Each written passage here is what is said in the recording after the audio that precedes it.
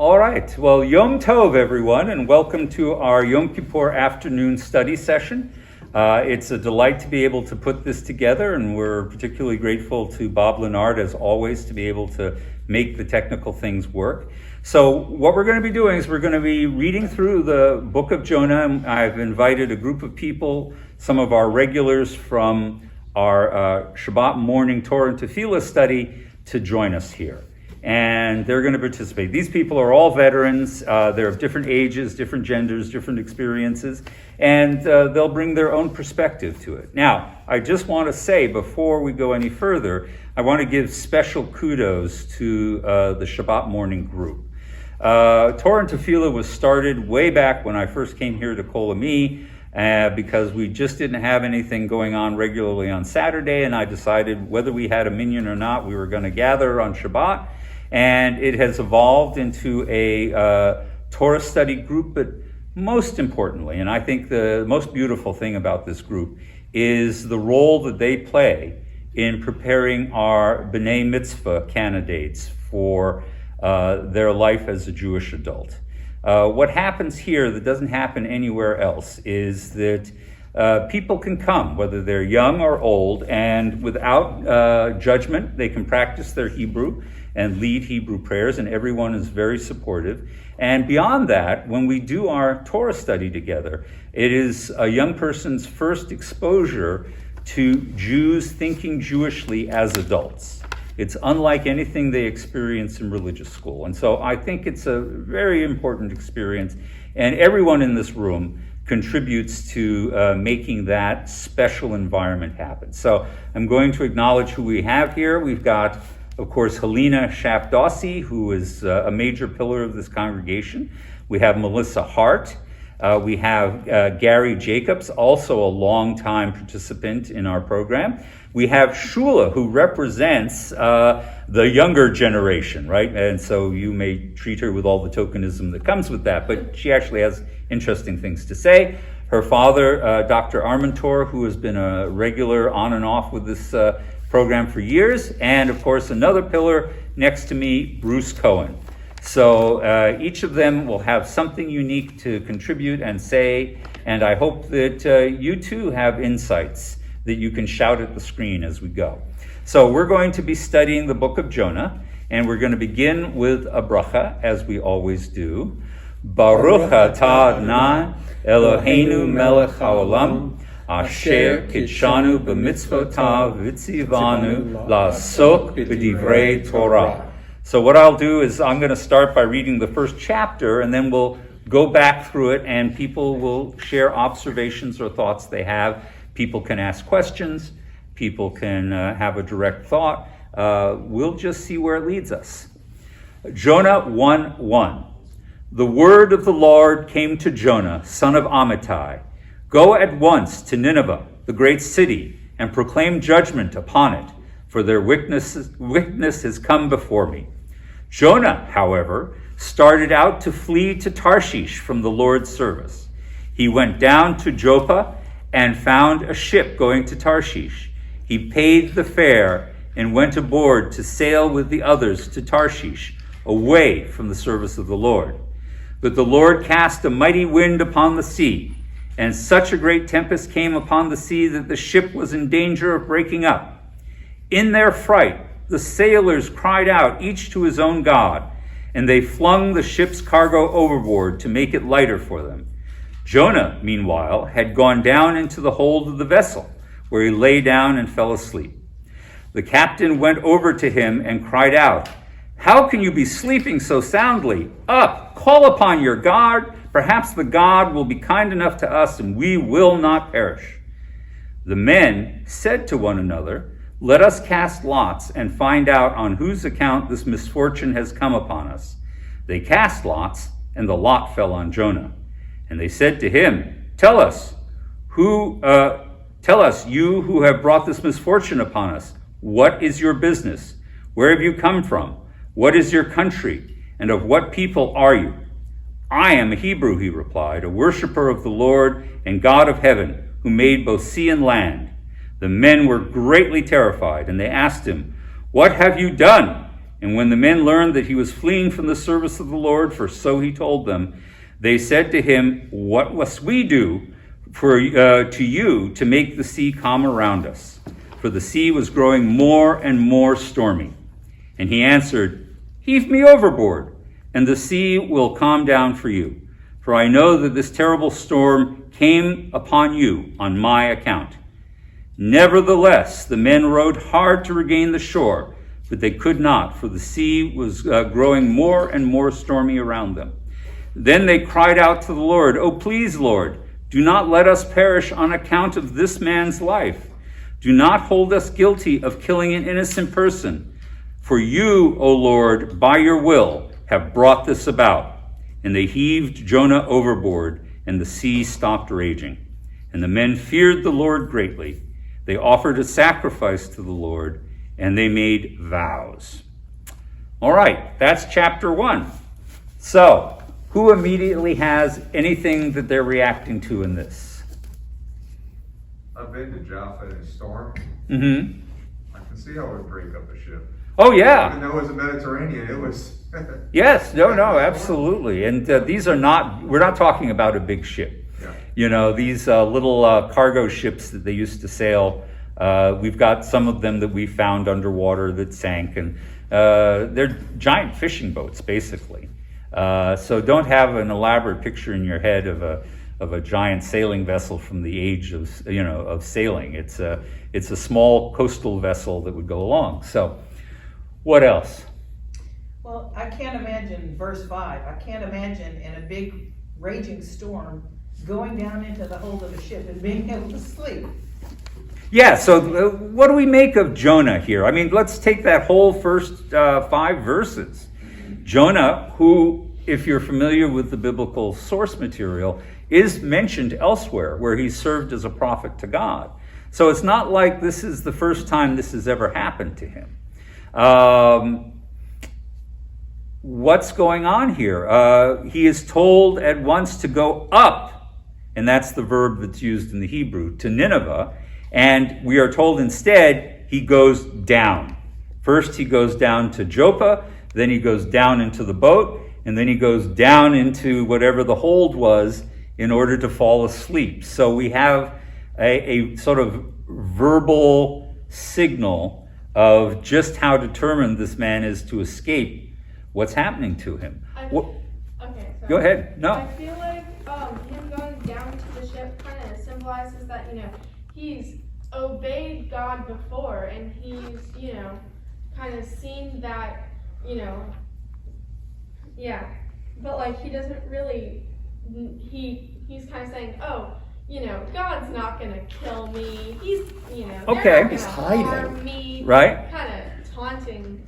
I think he's God. hiding is what Yeah, he's doing. he's hiding as well, but like it's more of like a taunt, like saying, if your sibling says, "Oh, I'm gonna punch you." So you think it's more like a teenage tantrum?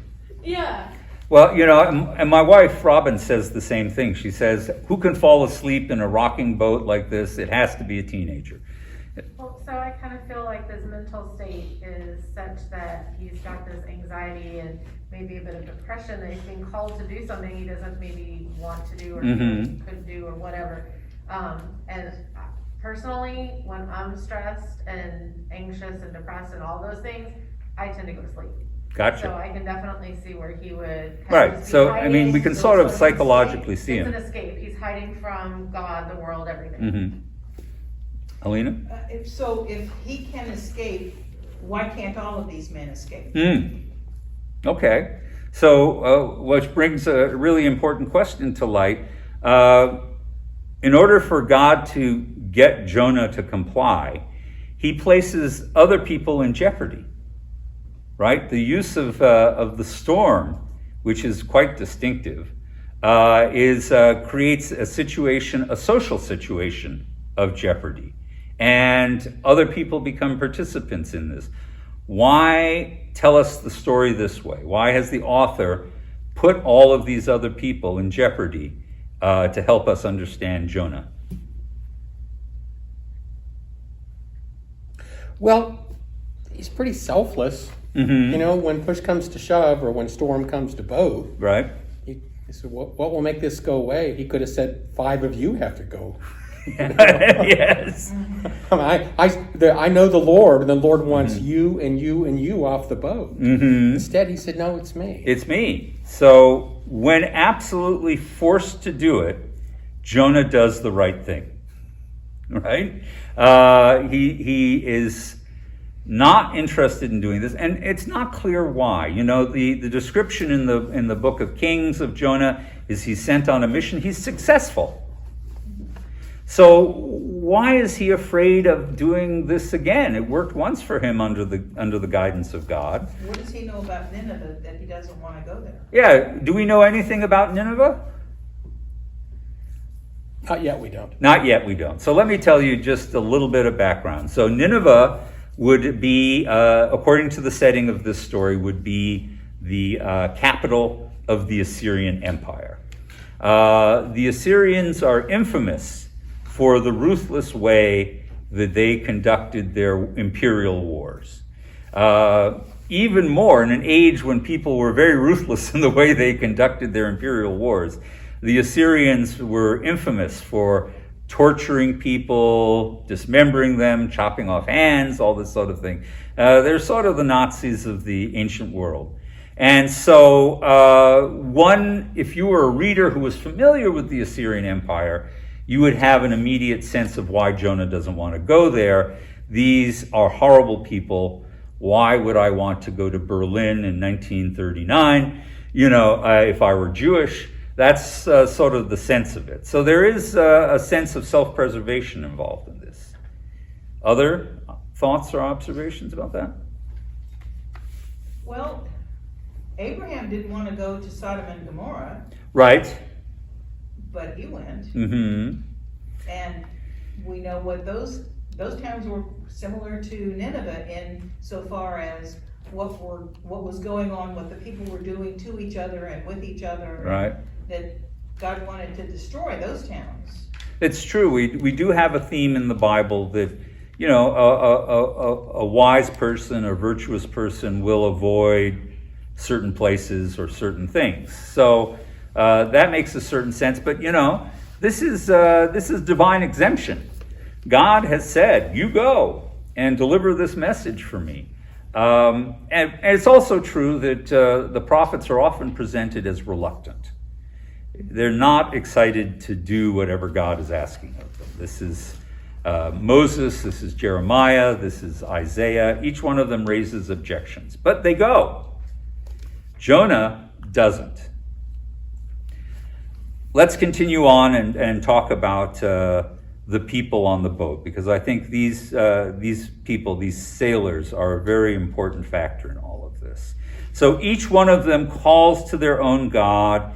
Each one of them participates. And then finally, someone realizes, wait, we have a passenger who is unaccounted for. So maybe we've got a factor, a force, a God that may be determining this that we haven't taken account of. And so Jonah is summoned back into the world, and he has to explain himself. So it's an interesting set of questions. Tell me, you who have brought this misfortune upon us, right? Because they cast lots, which is not the way we usually work out what's going wrong. Our sense of causality is rather different. But in the ancient world, you could rely on the gods to reveal to you where guilt lay. And there's other places in the Bible where we see lots are drawn to determine a guilty party. So they draw these lots, and they're like, now explain yourself. What could possibly be going on in your life that would cause this misfortune? All right?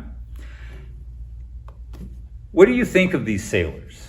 Well, okay, so it says they, they call out to their own God. I feel like I kind of interpret that as they each call out to a different God. So, these sailors are from all walks of life. And I feel like in the sailors' minds, it's kind of a place of ignorance where they're like, well, there's nothing wrong with me or my background. So him, Okay, so you see them as self-justifying. Yeah, and they're kind of like, well, you know, he says he is a Hebrew. I've never heard of them. You know, it's that whole. I feel like, you know, where this isn't really, you know, kind of, this is very broad thinking, but I feel like they're kind of thinking in that moment, well, you know, I've never met someone like that. Mm-hmm. You know, me and my buddies, we're all different, so they're kind of making, you know, conclusions. So maybe they're caught up in a kind of chauvinism Yeah. to blame the other, Yeah. which is a very common human trait. Anybody want to offer an alternative interpretation? Yeah, 4 sentences later, they're doing everything they can to save him. They put. He said, "Make me jetsam, throw me off the boat." And even then, they tried to row for shore. They said, "We're sorry." They asked forgiveness from the Lord. Throw him off, as he said to do. Right. And then they still make a sacrifice to God, a God to whom they don't believe, in whom they don't believe. So you is- don't want to be put in a position of having to murder somebody. Right. Who wants to do that? It's the, you know, Yeah. our scenario again, but I think the author wants us to see these as, to use the biblical expression, that these are Yirei Elohim. These are God-fearing men. Whether they're referring to their God or another God, but they have this notion, they have some kind of innate ethics that they are trying to apply in this situation. And even if they believe that blame falls upon a person, that things that we would not consider to be destined or doomed or, you know, fate, like a storm is just a storm to us, right? And it's just unfortunate. But to them, there's a cause for this terrible storm. They try and figure out who it is. It is determined that it is this Israelite who takes responsibility for what's happening. He does feel guilty, and still they try and save him. So, you know, it's in some sense, I think it's an inverted morality. Jonah is basically indifferent to his own fate, but also the people around him, whereas they are concerned with what's going to happen to the stranger. I don't think that the other sailors are as worried about their relationship with their God. Mm-hmm. And so they become worried about what kind of relationship should we try to have with this Hebrew's God. We don't know much about him. Right. So let's ask him for help. Don't let him not make us perish, but not kill an innocent man. Right. So they're trying to save everybody, right? Which is sort of like Abraham in the story in Genesis, where he tries to save everybody in Sodom and Gomorrah, and it doesn't work out, right? So they're sort of put in a similar situation. Now, their reaction to the God of Israel versus Jonah's reaction to the God of Israel. If you put it in those terms, what do we see? They're a lot more concerned about what God's going to do than what Jonah is. Right. They have an essential reverence to God that Jonah seems to lack. And so I think there is a deliberate contrast being set up here. We're supposed to see that Jonah is, put it in modern wrestling terms, the heel. Right? And these guys are pious, compassionate people compared to Jonah. Now, it's easy to see how they're more pious than Jonah. How are they more compassionate than Jonah? Did you want to add something, Doctor? Well, the thing that strikes me about this is where is to make this even more complicated, where they say, do not hold us guilty of killing an innocent person. Mm-hmm. He's not really that innocent. Ah. It's just they're not, you know, they are not sure, you know, they're not sure why, you know, that because Jonah doesn't really tell them Right, what his crime he's is. done. Right. But you Yes, know, he does. Oh, he does, actually, you're right. Well, Wait. you know, Line 10. line 10, yeah. The men were greatly terrified, and they asked, "What have you done?" And he tells them. Right. Yeah. But then why do they say he's innocent? You know, that because he's clearly, not. Guilty of something, right? Yeah, but it could be that they're not saying, don't make us kill this innocent man. They're saying, please, we're about to kill this guy. Please make him let him really be the reason for this storm. Don't have us kill the wrong man, is what they could be saying. Not, please don't make us kill an That's innocent man. interesting. All right. So in the Midrash, there's a wonderful scene where they are struggling with this question. And one of them says, well, look, if we only dip him in the ocean a little bit, maybe that will be enough, right? So they stick him into his knees, and the sea calms, and then they pull him out, and the sea starts to rage again. So we'll stick him into his waist, right? And they stick him into his waist, and the same thing happens. And they go through a very elaborate process to try and avoid doing the obvious. Well, by that logic, like if they, stick him into his waist and like the sea calms, they could just tie a rope to his waist and Throw him over, and dangle him off the side. yeah, of we the could boat. keel haul him. Like a cane pole, but it doesn't. But this doesn't work that way. It's not a science experiment. No. It's not a. So. All right, Everything but is a science experiment. But there is an experiment. They throw him overboard, and lo and behold, it works. Yeah. Right? So there seems to be a cause and effect. Now, again, I don't think anybody in the modern era should assume that this is meant to explain the phenomena. Why is my 3-hour ocean tour turned into 6 seasons on a desert island? Right? There's not a logical causality here. We see that more frequently when tornadoes come. That's right. And invariably, there's the wise atheist who posts on Facebook, well, I get when a storm destroys a church, usually with people in it. So, well, I guess their prayers weren't sufficient. Right?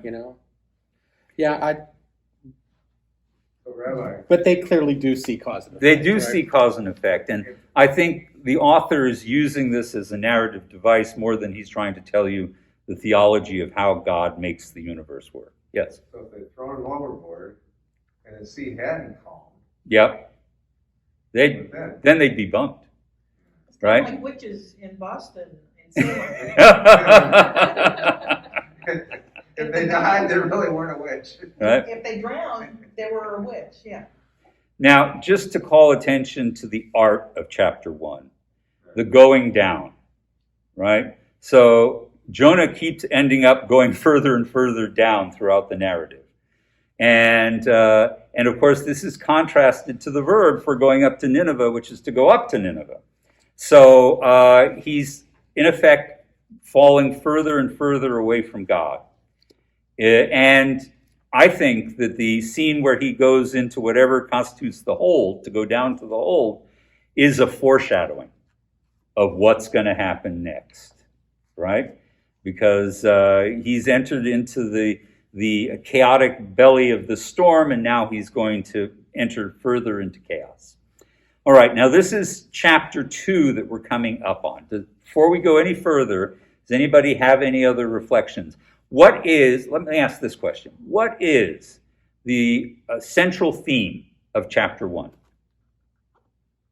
Is there a central theme? It lays out your situation. Say again? It lays out. It lays out the situation. So it simply moves the narrative forward. Anybody else think that there's a deeper thematic structure to it? About a close relationship between Jonah's relationship to God and what happens to Jonah. Jonah is directly affected by his willingness to obey or disobey God's instruction. So at least we can say for a prophet, their fate is tied to God in a very intimate kind of way.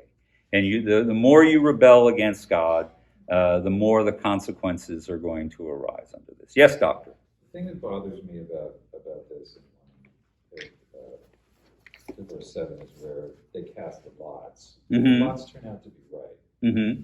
It's a normal thing for them to try to do divination in the middle of a Yes. situation they don't understand. Right. but then this does actually lead them to the answer.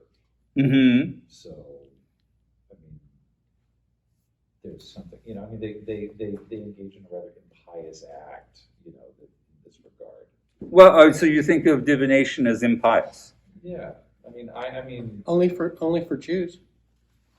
well, It says they seem to be really concerned about this. yeah, but it says earlier in the book, Mhm. the same book. It says it doesn't say it says that you shouldn't contact spirits. You shouldn't do divination. It doesn't say it doesn't work. It just says you shouldn't. Yeah, but we're talking all about shoulds, But they're not Israelites. But they- yeah, but then. But they also use Urim and Yeah. Tumim Right. in the Bible. Yeah, those are the only authorized Right. divination. Yeah, so the truth have of a the matter franchise. is, it's not that divination is forbidden, that there are certain kinds of licit and illicit divination in ancient Israel, right? A human medium coming to you, I'm a prophet, God said this to me, therefore I'm going to say it to you, is a perfectly legitimate form of divination. So as it turns out, is throwing lots, or we don't know what the Urim and Thummim are. We have no picture of them, but it sounded like it's something like dice or some kind of I Ching that you would throw and get an interpretation from it. So it's not that all divination, there are authorized forms and unauthorized forms. And the truth of the matter is, drawing lots is not unauthorized. We know that Joshua draws lots to determine who has stolen an idol while they're destroying a city. And so God will, so the use of lots is not absolutely prohibited in ancient Israel. And it feels wrong to us. But in its original context, it isn't so shocking, actually. This is something that winds up being a device to get Jonah to confess. Yeah. That I am the cause. And I would say, more often than not, we should, even though we can give historical context to this, I think that you should assume plot device. Most of the things happening here. The purpose of these is to create certain conditions for the narrative to go forward. Yes? Have any of you heard of the hero cycle or the cycle of heroes? Sure, you're thinking about Joseph Campbell. Am I out of the optical where it's like, we learned about this in like, I don't know, something that we were doing in like Expo or something, Mm-hmm. where it's like, you have like the cycle of the hero, and you have they're in the first world. You have the call to adventure. It's like, Mm-hmm. and then they go out. You have like scenarios and problems, and they arrive in the new world, Mm-hmm. and then it's like you battle and your struggles and your obstacles, and you get to like the treasure, and then you have to go back into your old world, but with a changed mind. Good. That's how kind of I see, like, especially like Jonah, Mm-hmm. how I see the story where you have, his call to adventure is, God says, go to Nineveh, and then, he gets on. No thanks. Yeah. He So, gets on the other ship, and right. the obstacles and like, the new. And now he's entering the new world. Yeah, now he's entering the new world, and so, I feel like when they throw him off the ship, that's the entrance to the.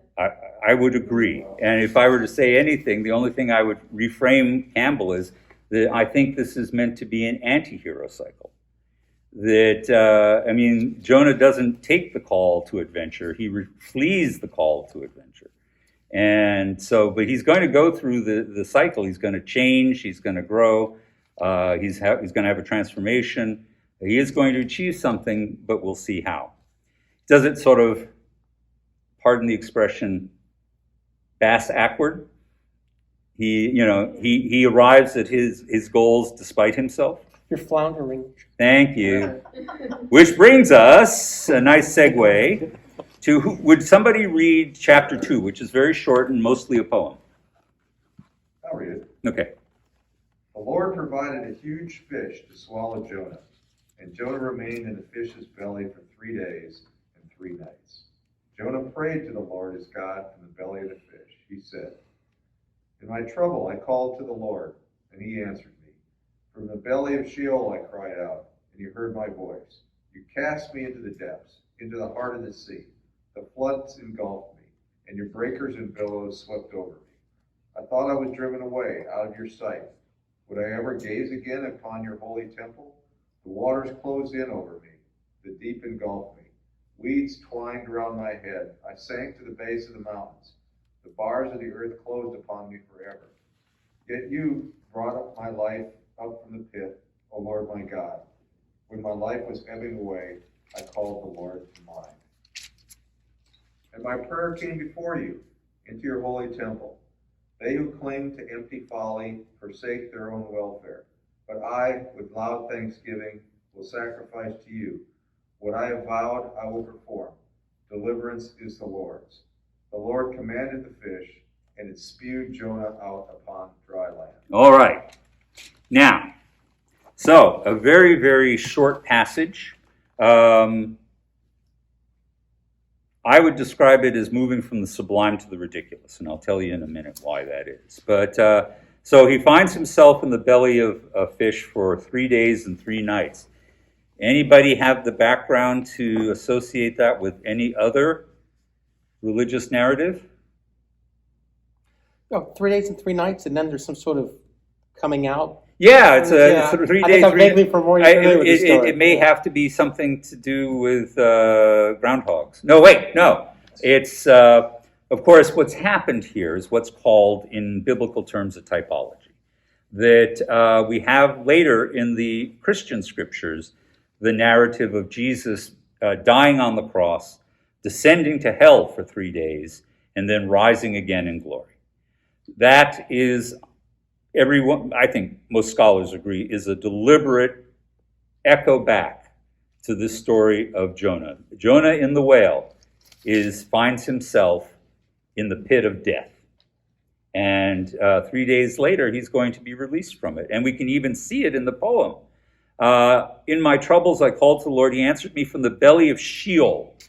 Sheol is the Hebrew word for the grave, or alternately, depending on how you interpret it, the afterlife. So he has gone down into the great pit. He is dead. He is sitting outside the door of Hades, waiting for it to open and take him in, right? And he offers this one last plea. Yes, Shula? Oh, I was going to ask what Sheol meant. Yeah, Sheol literally means the grave, but it's usually used, the Viking word or the Norse word for a grave? Hell. Yeah. So, we often take words that denotate something very simple and we give them greater significance. So this is the idea here. Sheol is the underworld. I had a professor who said, just imagine, he's a professor of biblical theology, said imagine Sheol is a vast parking garage.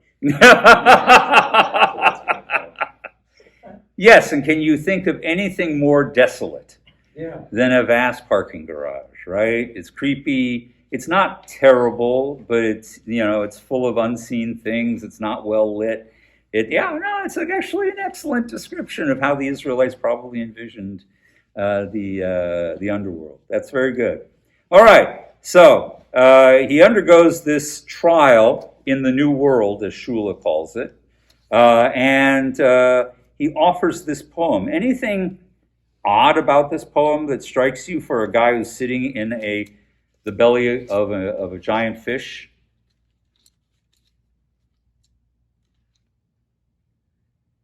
Well, he wants to see the holy temple. He wants to see the holy temple. What the heck is that all about? He mentions it twice. Any ideas? I think that may be a metaphor for him being alive. He wants to live. Metaphor for being alive, but you could be alive in Haifa. Why would you want to be at the temple? He literally wants to come. I'm sorry, go ahead. I'm sorry. I was going to say offer sacrifice. To offer sacrifices. Or go back in the good graces of God. Right. He says, I recognize it was a dumb idea to Mhm. run away from service. I'm back if you'll let me out. Right. Yeah, let me come back. But he also talks about all of these weeds are around him. Oh yeah, that's very vivid. Yeah, Yeah, And the then images I think of the he thinks breakers. he's trapped. Yeah, and God has really put him in a terrible, terrible situation. He's like, God, if you just let me out of here, I'm back. I'm back with you. The temple is at the center of my heart again. I will be with you. So there is a kind of contrition built into it. Sinking to the base of the mountains, the bars of the earth are closed on me forever. Its rhetoric is really dramatic and in some ways very beautiful. There is a theory that this poem is not actually what Jonah said, but it seemed like a poem that was very appropriate for Jonah to say. There is a lot of theory that many of the speeches given in ancient literature by ancient people were not actually said by them, but were other compositions that were put in because in context they seemed to work well. And certainly the description of sinking into the depths is exactly what we're talking about. Well, 2 on the nose. It's very on the nose. And so, also, just one last thought about this particular thing of the aspect of being sunk into hell is that there may be a very different notion of life and death between how Israelites think about it and how we think about it. So if we have 3 categories. If I were to break it down into 3 categories, we have health, sickness, and death. And health and sickness are being alive, and dead is being dead. But it may be, based on the way the Psalms are written, that the Israelites believe that there is health, sickness, and death, and health is being alive. Being sick and being dead is being in the realm of the dead. I agree with that. Right? So when it talks about I am in the grave, it's talking about the idea that I am not thriving. And death, the way we think of it, is on me, right? How many people got sick and there was nothing you could do for them in the ancient world? They were dead, right? And maybe miraculously God would bring them back. So it may be that this is framed in terms of he's already accepted that he is in the realm of the dead. But there's still this gracious possibility that God could bring him back. And that was true with people who got leprosy. Mm-hmm. When Miriam was put outside of the community. Right. You're removed from the community. You are dead to them, in effect. Yeah. So it's a very harsh way of thinking about it, but you can imagine why the ancients thought that way and why they saw illness as just an extension of the realm of the dead. Now, I said earlier that it goes from the sublime to the ridiculous, and that is, this is really a beautiful psalm. It's a lovely psalm.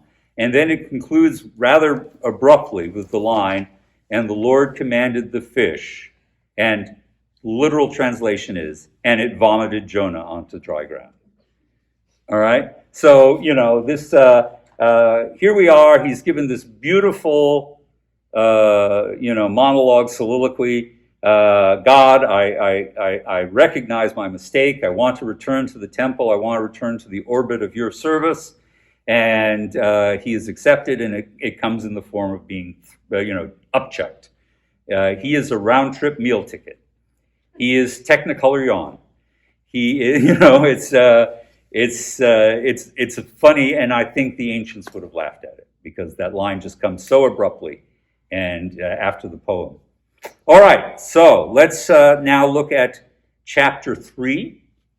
Who will read chapter 3? Anybody want to volunteer? I will. Please. The word of the Lord came to Jonah a second time. Go at once to Nineveh, that great city, and proclaim to it what I tell you. Jonah went at once to Nineveh in accordance with the Lord's command. Nineveh was an enormously large city, a 3 days' walk across. Jonah started out and made his way into the city, the distance of 1 day's walk, and proclaimed, 40 days more, and Nineveh shall be overthrown. The people of Nineveh believed God. They proclaimed a fast, and great and small alike put on sackcloth. When the news reached the king of Nineveh, he rose from his throne, took off his robe, put on sackcloth, and sat in ashes. And he had the word cried through Nineveh by decree of the king and his nobles, no man or beast of flock or herd shall taste anything. They shall not graze, they shall not drink water, they shall be covered with sackcloth, man and beast, and shall cry mightily to God. Let everyone turn back from his evil ways and from the injustice of which he is guilty. Who knows but that God may turn and relent? He may turn back from his wrath so that we do not perish. God saw what they did, how they were turning back from their evil ways, and God renounced the punishment he had planned to bring upon them, and he did not carry it out.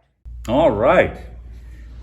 Very quick and telegraphic account of Jonah fulfilling his mission. Yes. I have a question. Yes. I think it is in like 5 and 6. Mm-hmm.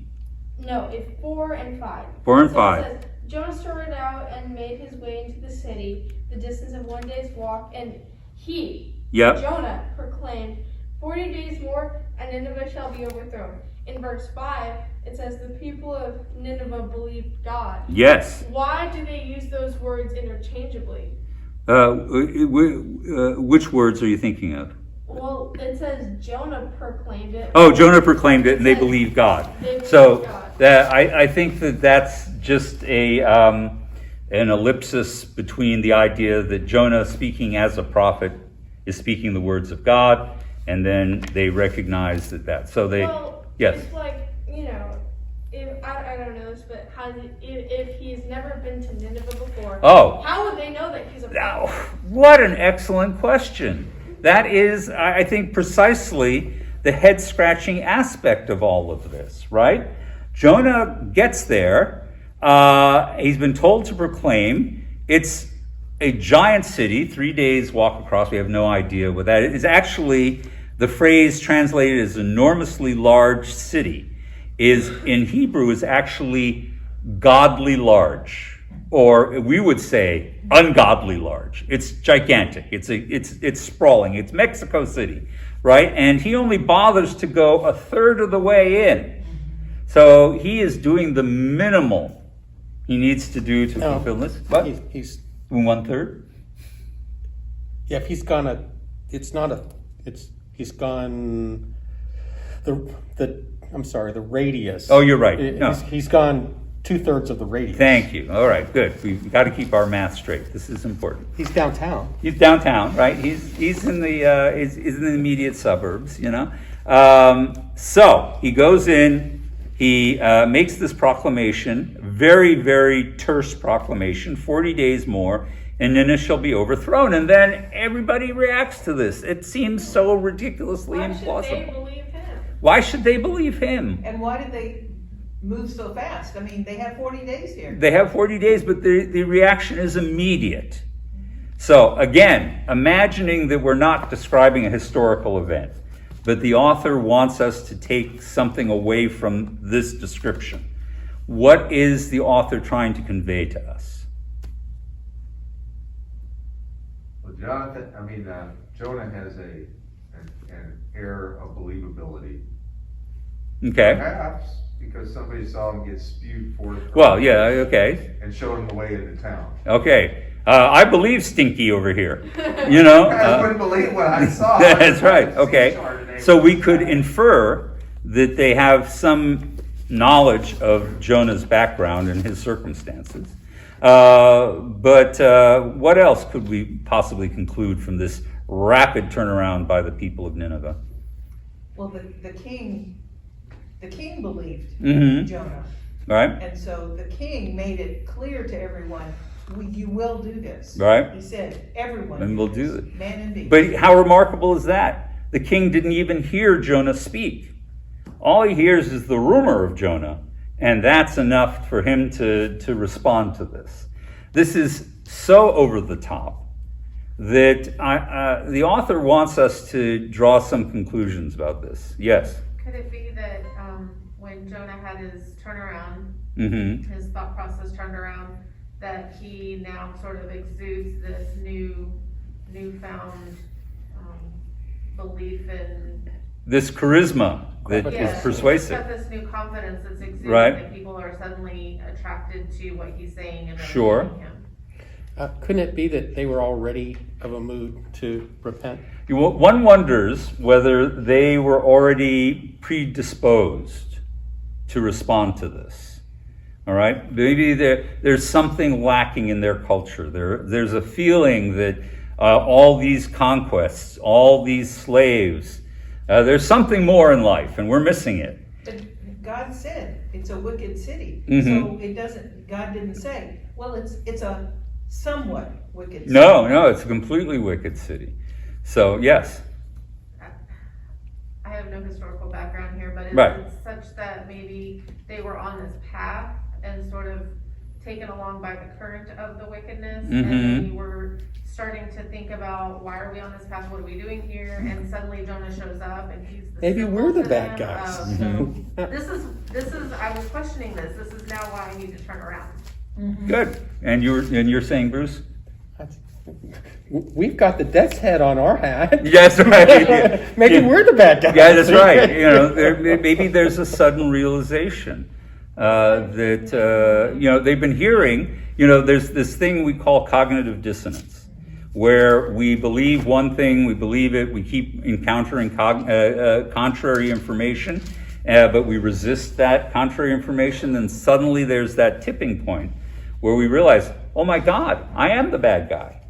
Or, oh my God, I've been participating in this particular injustice and I didn't even realize it. Push. Right, and so this nudge happens.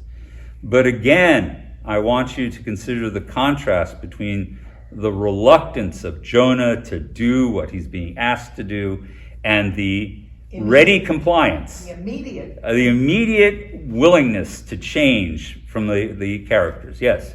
One of the things that comes to mind here, and given how compressed the narrative is, we don't have a lot of space to go into this necessarily, but it reminds me that in the book of Esther, and when she comes to Ahasuerus and says, I'm a Jew, we need to save the Jews, and he doesn't question, he doesn't No. ask her any questions about that. Mhm. He just kind of, Just takes her at her word. Right?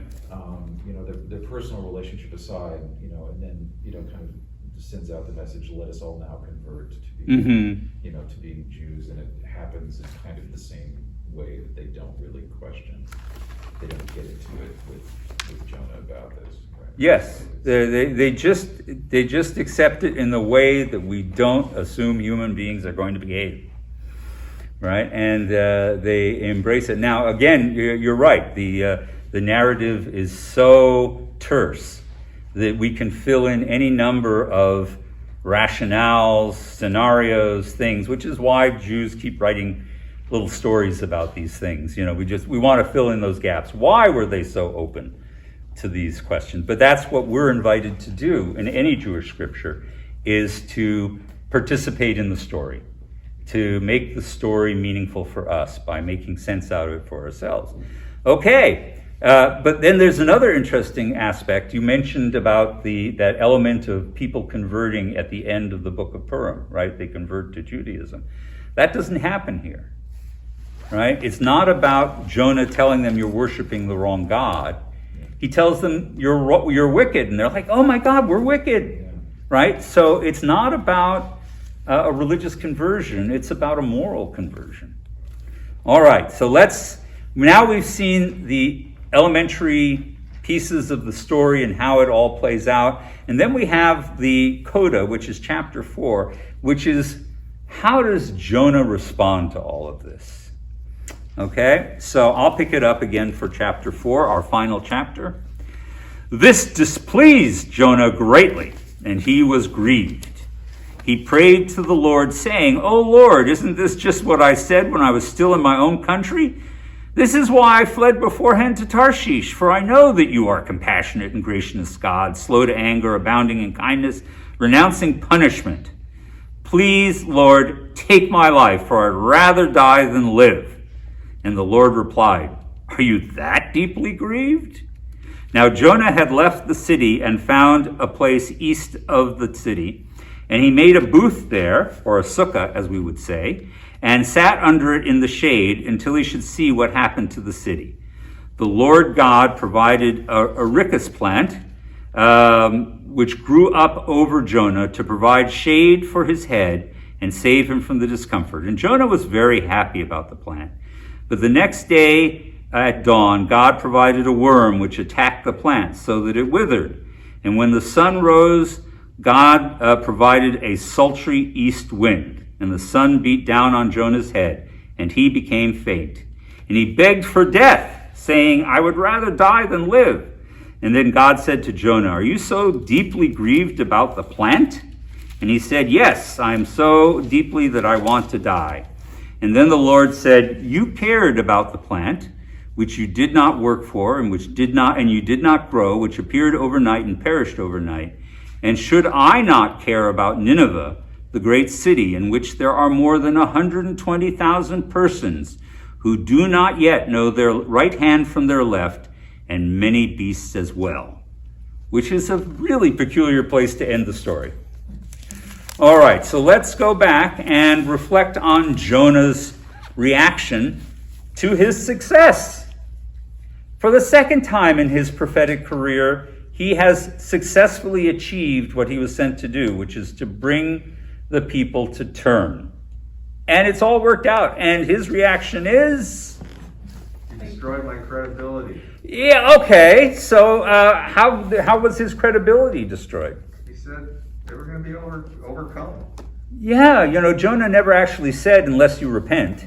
He just said in 40 days the city would be overthrown. So aren't we disappointed sometimes when the other guy doesn't get what he deserves? Wouldn't we rather see the people we perceive as evil punished to the fullest extent?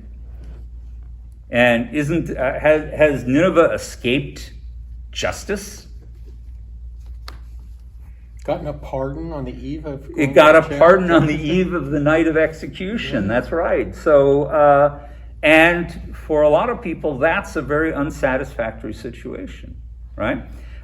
We've been having a lot of pardons going on lately in America, and sorry about that. And a lot of people... It's the governor. And a lot of people are unhappy that people are getting pardoned. So, and many of us feel that in itself is an injustice. So God has pardoned this community. He's not happy with it. And his rationale is, I knew this was going to happen anyway. Why did you bother to put me through all this trouble? I had to travel. I had to leave home. I had to go here. I smell of fish guts. I just want to die. What are we to make of his reaction? He's not a politician. He is a politician would have said, "See, I told you this would work. You guys should reward me for warning you. Yeah, but he didn't. Allowing Yeah, you time to repent." it's not a politician because he's not looking for a reward. Yeah. He is, as Bruce says, a drama queen. Yeah. Right? Does he not believe that they're truly repentant? What's that? Does he not believe that they're truly repentant? Maybe he thinks they He deserve doesn't it. care. I don't think he cares. Mhm. Do you need to take that, Rabbi? I do not. I'll deal with it later. So anyway, his reaction is, I don't really like the way you operate, God. All this forgiveness is unsatisfying, especially if you're forgiving the people that I want to see punished. So let me die. Yeah, so let me die. If they can't suffer, I'd rather suffer. Did you forget that he was just forgiven for running away? I mean, Right. Yes, he's already gotten forgiveness in one case where he found himself at death's door and suddenly he escapes it. So, but he resents the same kind of compassion, the same kind of forgiveness being extended to others. All right, and then there is the little exercise of the plant, which is sometimes translated as a gourd. This plant grows up, a gourd grows over his head, it provides shade, it shields him until it doesn't. And as part of what I think is the envelope style, is just as God threw a storm at him in the first chapter, in the final chapter, God throws a sultry wind at him that makes him miserable. All right, so we're again, we see these two elements playing out with each other. And again, he begs for death. And then God asks a rhetorical question. Are you so deeply grieved about the plant? And then God goes on, you cared about the plant, which you did not work for and which you did not grow, which appeared overnight and perished overnight. All right, should I not care about Nineveh, the great city? And then he goes on to make a comparison about the inhabitants of the city to Jonah's plant. So what's he saying? What is God communicating these final lines? That, Jonah really did nothing for the plant, and yet, he only benefited off of it, which, God has overseen Nineveh and watched it grow and helped it grow. And, he feels kind of attached to it. He doesn't want to see him punished. God is invested in his creation, even a creation that goes bad. If Nineveh goes from being a cultivated plant to being a weed, right? God still wants to find a use for it. He wants to retrieve the value of this plant because he's invested in it. And he puts it in the oddest possible way. It's a great city. There are more than 120,000 persons who do not yet know their left hand from the right hand, which means what? They're uneducated. Uneducated or Very young. very young, right? There's children. There's 120,000 children in this city. You want me to just destroy it because it makes you happy, right? And then, of course, and then it adds on top of that the beasts, which has not up to this point been factored in by anyone, but God factors it in. God cares. And the king who put them in sacrifice. And the king who actually incited them all to repent. So even if they didn't understand what the heck was being done to them. So God cares about even the dumb beasts.